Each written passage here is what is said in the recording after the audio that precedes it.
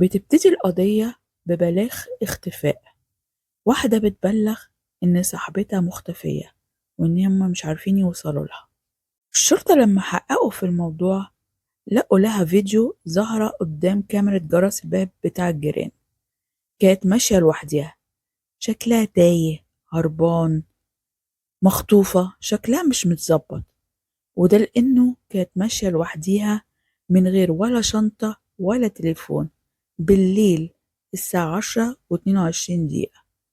الحكاية بتبتدي لما كوران داي وول قدم على طلب هجرة لأمريكا. هو كان هيموت على السفر، نفسه إن هو يسافر ويعيش في أمريكا. فكان كل ما بيفتحوا باب تقديم الطلبات كان بيقدم وبيترفض، وفضل على الحال ده سنين. كل ما بيقدم بيترفض، اترفض مرتين، بس في آخر مرة قدم فيها المرة التالتة اتقبل، بس أخد تأشيرة عمل. دي بيدوها للتخصصات المطلوبة، بتكون لمدة 3 سنين، ممكن تتجدد ل3 سنين تانيين. وممكن وهو هناك يقدم على الجرين كارد، بس طبعا ما كانش سهل. وده لأنه طول السنين اللي عدت لما كان بيقدم على الطلبات وبيترفض عايش حياته، اتجوز وخلف ولدين. وده لأنه ما كانش في نيته إن هو يروح 3 سنين ويرجع، هو في نيته إن هو يروح هناك ويقدم على الإقامة الدايمة ويعيش هناك على طول. بس هيعمل إيه في مراته وعياله؟ وإزاي ياخد الإقامة الدايمة وهو متجوز؟ لأنه طبعا في نيته إنه يتجوز واحدة أمريكية وهي اللي هتديله الإقامة الدايمة. شوفوا بقى أخينا ده عمل إيه عشان يعيش في أمريكا، حلم عمره.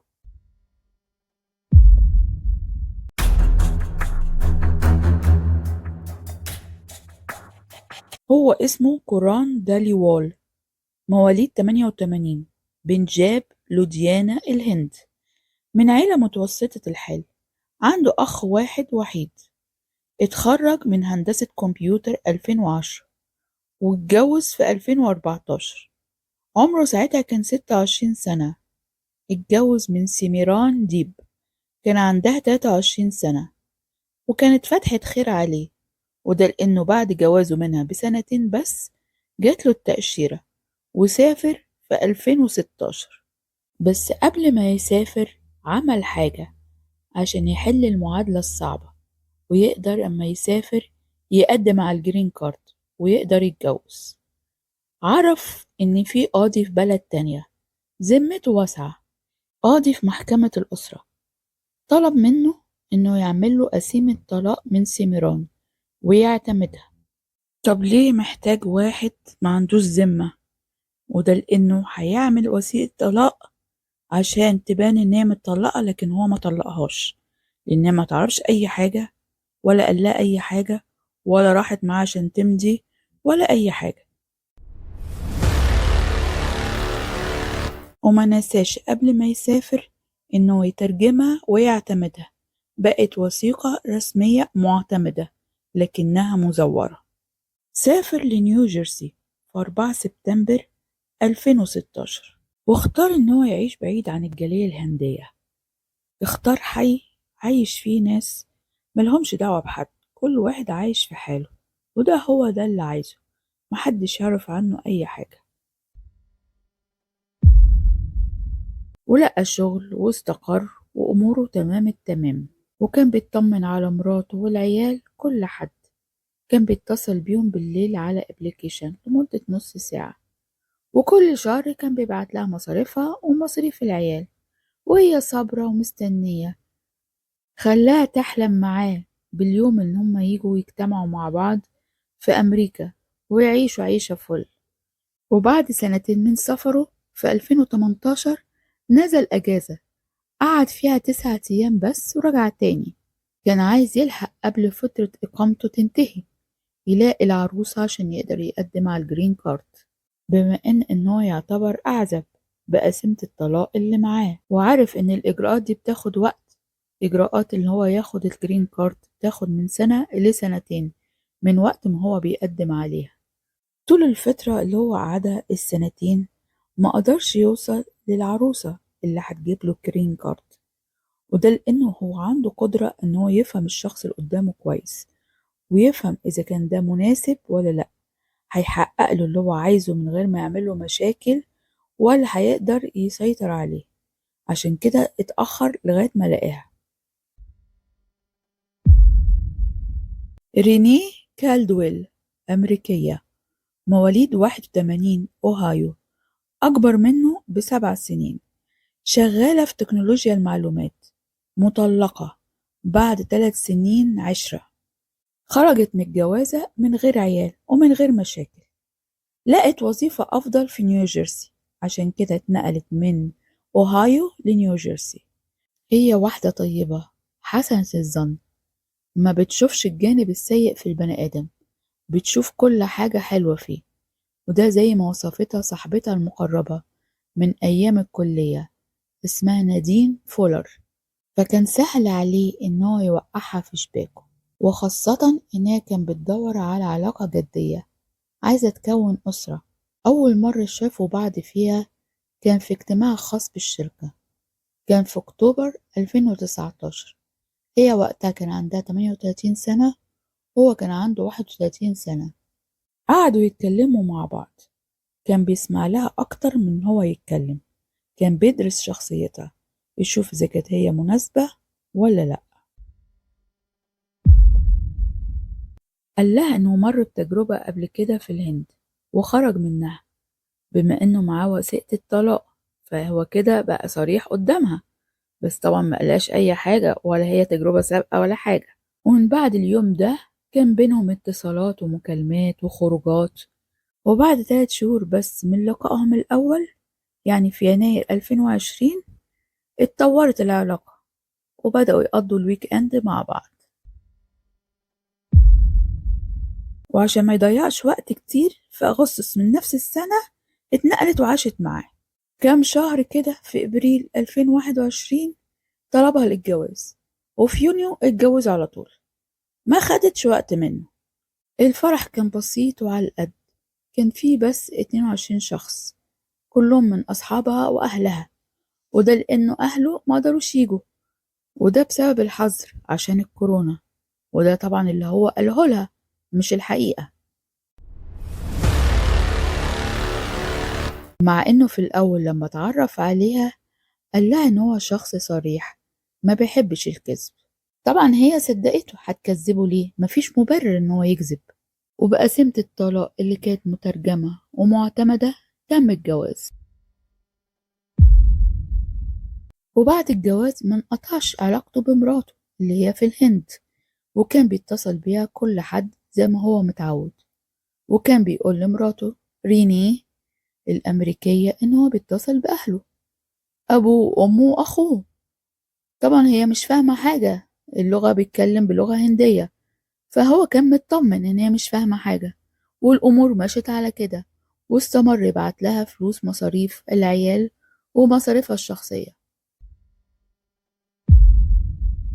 مرة من المرات لما كان بيكلم مراته كان بيكلم ابنه، فهي سمعت صوت طفل صغير، فقالت له مين الطفل ده؟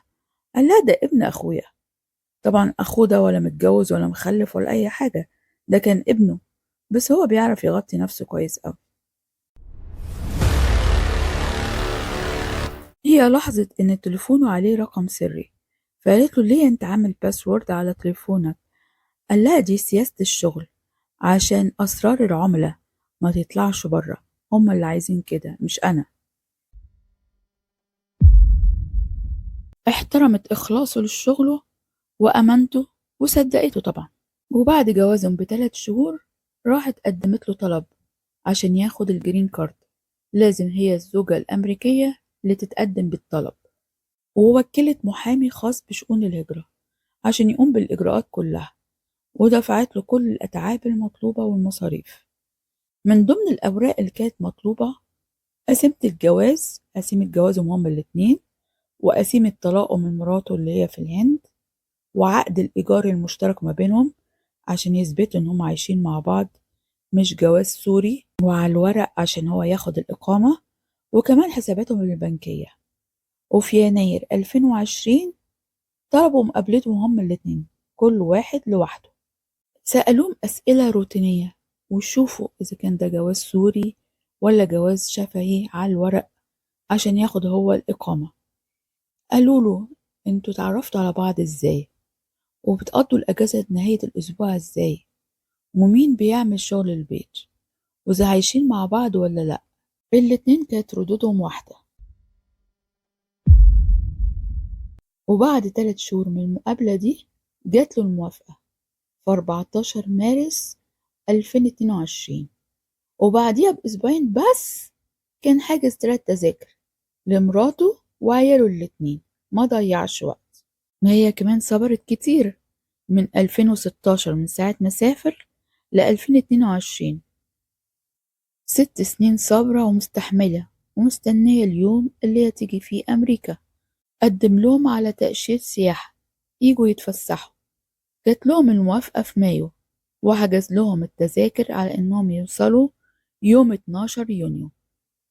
بس طبعا بعد ما أخد الجرين كارد وجهز يجيب مراته، بدأ يتغير من ناحية مراته رينيه، ما بقاش زي الأول.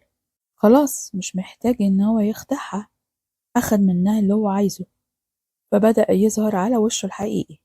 هي حست بده، حست إن هو متغير، بس لأنها شخصية حسنة الظن افتكرت إن ده سبب ضغوط الشغل عليه. لكن لما طالت المدة وبعد عنها أكتر وأكتر بدأت تشك. كتبت ده في مذكراتها اللي هي متعودة تكتب فيها من سنين كل أفكارها ومشاعرها وأحداث اللي بتحصل في حياتها. كانت قلقانة، مش عارفة إيه اللي مغيره ناحيتها، مش قادرة تفهم بالظبط إيه اللي حصل. اتصلت بصاحبتها المقربة وقعدت تحكي لها في حاجة أنا قلقانة منها، حاسة إن جوزي متغير عليا بس مش عارفة في إيه بالظبط.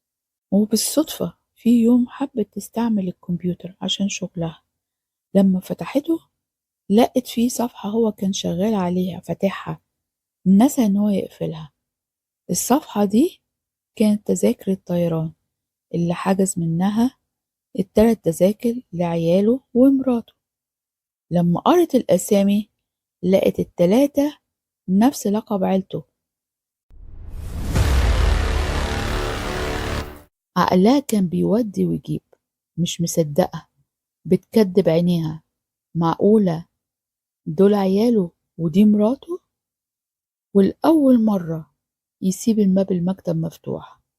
هل بقى فرحته بعياله ومراته إن هما جم خلته مبقاش في وعيه، ولا خلاص مبقتش فارقة معاه مهمتها انتهت؟ كان يومها 28 يونيو، والمفروض عياله ومراته وصلوا قبليها بأسبوعين يوم 12 يونيو. ولما دخلت أوضة المكتب لقت تأشيرات السياحة ولقت شهادة ميلاد العيال، ولاده الاتنين كان في خانة الأب اسمه. كده مبقاش في مجال للشك إن دول عياله ودي مراته. وبدأت تشوف الصورة صح والغشاوة تروح من عينيها، وفهمت إنه اتجوزها عشان ياخد الإقامة، وفهمت إن قسيمة الطلاق دي مزورة، يبقى كده هو جوازها منه غير قانوني. صورت الأوراق دي كلها وبعتتها لصاحبتها نادين، وبلغتها في رسالة قالت لها أنا لو ما اتصلتش بيكي على بكرة خدي الأوراق دي وسلميها للشرطة. صاحبتها نادين لما قرت الرسالة قلقت على صاحبتها، راحت متصلة برينيه على طول. قعدوا يتكلموا ساعتين. حست قد ايه رينيه كانت مرعوبة خايفة، وده اللي زود قلقها عليها. قالت لها على نيتها وعلى اللي ناوية تعمله. قالت لها أنا هستناه بكرة لما يروح الشغل والبيت يبقى فاضي، وهخش أوضة المكتب أفتشها تفتيش دقيق وأشوف كل حاجة مستخبية والأوراق اللي هو مخبيها عليا، وأفهم كل حاجة. وبعد كده أتصل بمحامي الهجرة اللي خلص أوراقه. كانت عايزة تعرف المسؤولية اللي عليها بما إنها هي اللي قدمت طلب الإقامة، وده لأنها أيقنت إن جوازه منها غير صحيح باطل. لأنه لسه على ذمته مراته الأولانية، فخافت إن يكون عليها مسؤولية قانونية وتبقى مشتركة معاه في جريمة الاحتيال. وبعد كده هتتصل بمحامي طلاق. كل ده كان كلامها لصاحبتها وخطتها اللي ناوية تعملها تاني يوم، وقالت لها لو ما قدرتش أكلمك لغاية بكرة خدي كل الأوراق دي واديها للشرطة. طب ما تنفدي بجلدك وتهربي طالما انت حاسة بقلق، ايه اللي مقعدك؟ وزي ما هي كانت مخططة تاني يوم 29 يونيو استنت لما راح الشغل، ما بينتلوش أي حاجة. دخلت المكتب لقت ظرف كان موجود تحت الملف اللي شافته امبارح واللي كان فيه شهادة ميلاد الأطفال. الظرف ده كان فيه وثيقة قانونية كانت باللغتين الإنجليزي والبنجابي، وكان فيه ورقة رسمية عليها شعار ده مش فاهماه ايه بالظبط، زي ختم كده. صورت كل الأوراق دي وبعتتها لصاحبتها، قالت لها في الرسالة أعتقد إن قسيمة الطلاق دي غير صحيحة، مزورة. صاحبتها ردت عليها برسالة لكن رينيه ما ردتش عليها، ما قلقتش، قالت يمكن مشغولة بتدور أي حاجة. بعتت لها رسالة تانية برضو ما ردتش. اتصلت بيها مرتين، سابت لها رسالة صوتية ورسالة نصية ومفيش رد من صاحبتها. آخر رسالة كانت رسالة نصية بعتتها لها، قالت لها أنا مستنياكي لما تفضي اتصلي بيا في أي وقت، مش هنام إلا لما تتصلي بيا. الكلام ده كان يوم 29 يونيو، نفس اليوم نفس الليلة اللي ظهرت في كاميرا المراقبة اللي موجودة عند جرس الباب بتاع الجيران، وهي ماشية لوحديها من غير شنطة من غير تليفون. صاحبتها نادين تاني يوم لما لقت رينيه ما اتصلتش بيها راحت لها البيت تطمن عليها. اللي فتح لها الباب كاران، قال لها ان هما اتخانقوا امبارح وان هي سابت البيت ومشت وانها اكيد راحت لحد من اصحابها. انا متعود ان هي لما بتتضايق بسيبها لغاية ما تهدى وترجع تاني. صاحبتها ما اقتنعتش بالكلام ده، حست فيه حاجة غلط. خوفها وقلقها على صاحبتها زاد. هو دخل البيت من هنا وهي راحت متصلة وهي واقفة قدام البيت، اتصل ب 911 بلغتهم في حالة اختفاء، صاحبتها مش لاقيينها من امبارح. هي آخر مرة كلمتها كان من يومين لما اتصلت بيها بالليل بعد الرسالة اللي هي بعتتها لها، وقعدت تتكلم معاها ساعتين وقالت لها اللي ناوية تعمله. يعني هي بقالها 72 ساعة كده ما سمعتش صوت صاحبتها. عشان كده لما اتصلت بالطوارئ وبلغت اتفتحت قضية شخص مفقود على طول. أول حاجة عملها المحقق اللي مسك القضية دي إنه راجع كاميرات المراقبة الموجودة في المنطقة لمدة 24 ساعة من ساعة اختفائها. شاف مقطع الفيديو الموجود في كاميرا جرس الباب بتاع الجيران، كانت ماشية لوحديها من غير تليفون ولا شنطة ولا جاكيت. في الوقت ده بالليل بيبقى فيه لسعة برودة، المفروض الناس بتلبس جاكيت أما يكون بالليل، وساعتها كان الفيديو ده كان بالليل الساعة 10:22. تصرف مش منطقي بالنسبة له، واحدة ماشية بالليل من غير جاكيت ولا شنطة ولا تليفون، شكلها كان مريب وكأنها مخطوفة. لقوا تليفونها في الجنينة العامة الموجودة جنب البيت اللي كانت على بعد 2 ميل من بيتها. بطارية التليفون كانت فاضية. رفعوا البصمات ملقوش أي بصمات موجودة على التليفون. طبيعي إن هم يستدعوا جوزها عشان يستجوبوه، اللي قال لهم إن هم اتعاركوا يوميها عشان الفلوس وإن هي زعلت ومشت من البيت. هو دخل نام والصبح ملقاهاش في البيت، فافتكر إن هي راحت نامت عند واحدة من صحباتها، فما اتصلش بيها لأنه عارف إن هي ما بتزعل بتحب تكون لوحديها، فما كانش قلقان عليها، تصرف مش غريب عليها. المحقق سأله: هو انت ليه عينت محامي دفاع جنائي؟ احنا موجهنلكش اي اتهام وما بلغنكش انك شخص مشتبه فيه، فليه عينت محامي دفاع جنائي؟ سكت وساب المحامي هو يرد عنه. لما رجعوا سجل المكالمات بتاعة الزوج لقوه إن هو كان بيتصل لمدة 6 سنين برقم واحد، نفس الميعاد، كل حد من كل أسبوع. الرقم ده كان موجود في بنجاب. ده خلى المحقق يشك إن في علاقة ما بينه وبين حد موجود في بلده. شاف وثيقة الطلاق اللي كانت موجودة في ملف الهجرة، بعت طلب على طول للإنتربول، بعت طلب مستعجل لمكتب الإنتربول اللي موجود في نيودلهي عشان يتحقق من قسيمة الطلاق.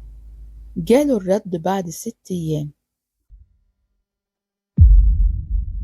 عرف إن القاضي اللي وقع على قسيمة الطلاق في عام 2016 وقفوه عن العمل في 2019 واتقبض عليه في 2020، وده لأنه اتهم في قضية فساد.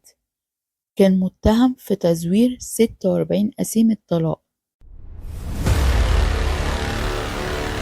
46 حالة، من ضمنهم حالة قران، يعني قسيمة الطلاق اللي مقدمها قران مزورة. ولأنه متجوز وما طلقش يبقى جوازه من رينيه باطل غير قانوني، وبكده انكشف الاحتيال اللي عمله عشان ياخد الجرين كارد،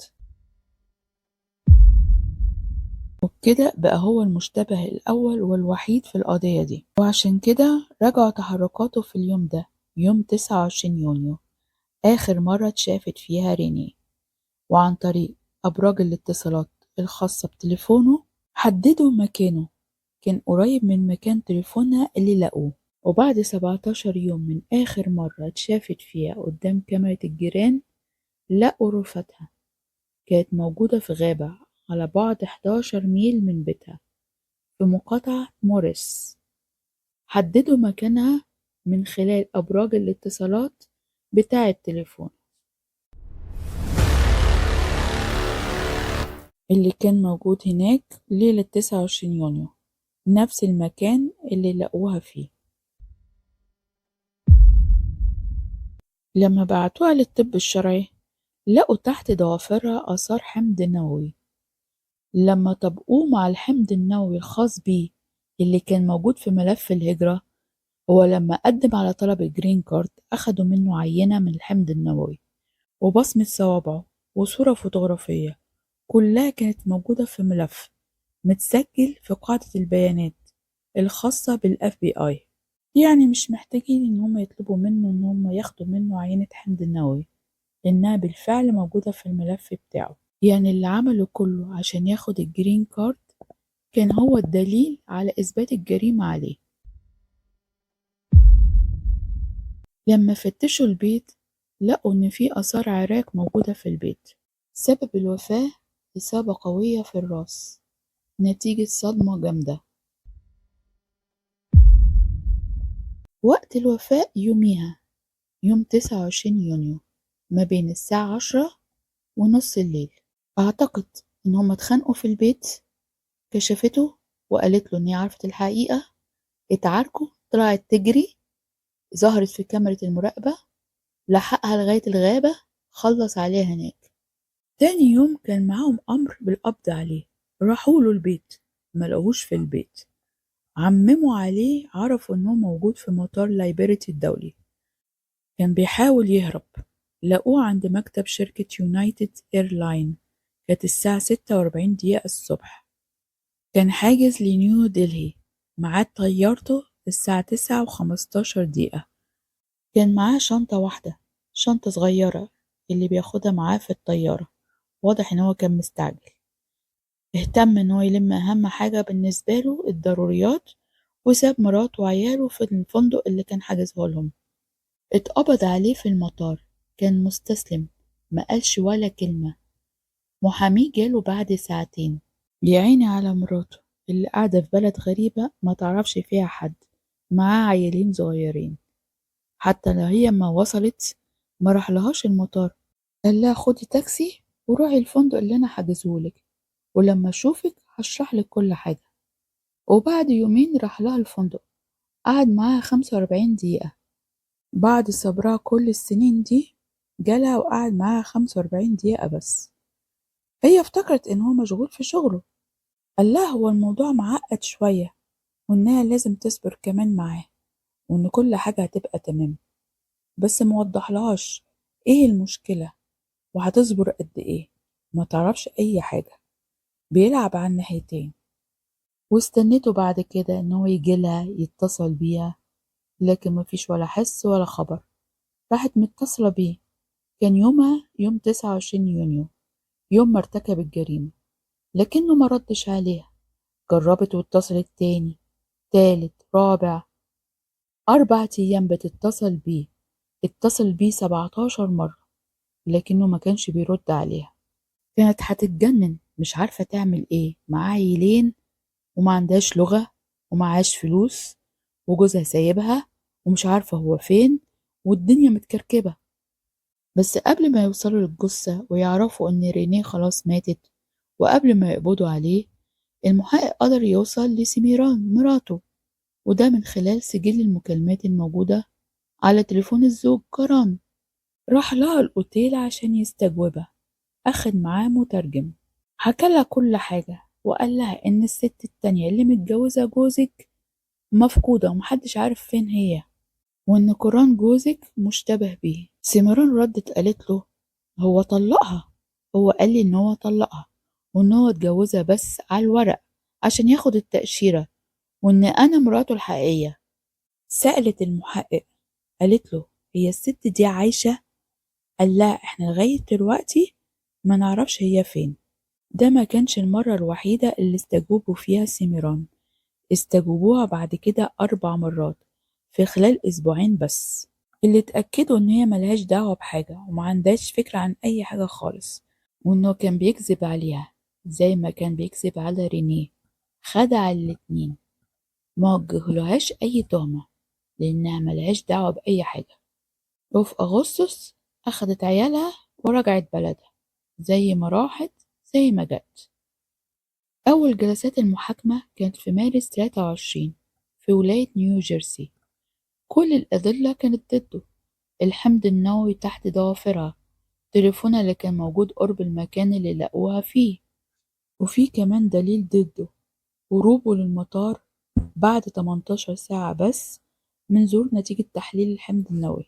دفاعه قال إن الحمض النووي اللي كان موجود تحت ضوافرها ده نتيجة الخناقة، مش نتيجة جريمة، بدليل إنها ظهرت بعد كده في كاميرا المراقبة الموجودة عند الجيران.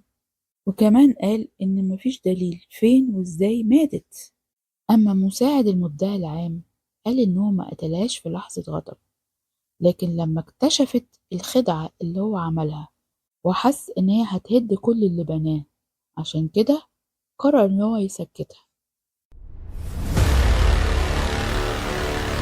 المحلفين أجمعوا على إنه مذنب بجريمة قتل عمد من الدرجة الأولى، مع عدم إمكانية الإفراج المشروط، وكمان زودوا عليهم 7 سنين بتهمة الاحتيال في الزواج والهجرة وتزوير وثيقة الطلاق.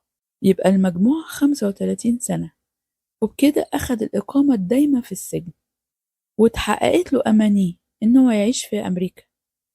وطبعا اتلغت الجرين كارد، وصدر أمر ترحيل ضده، أول ما يفرج عنه يرحلوه على طول بعد 35 سنة، يعني هيكون تقريبا عمره في السبعينات.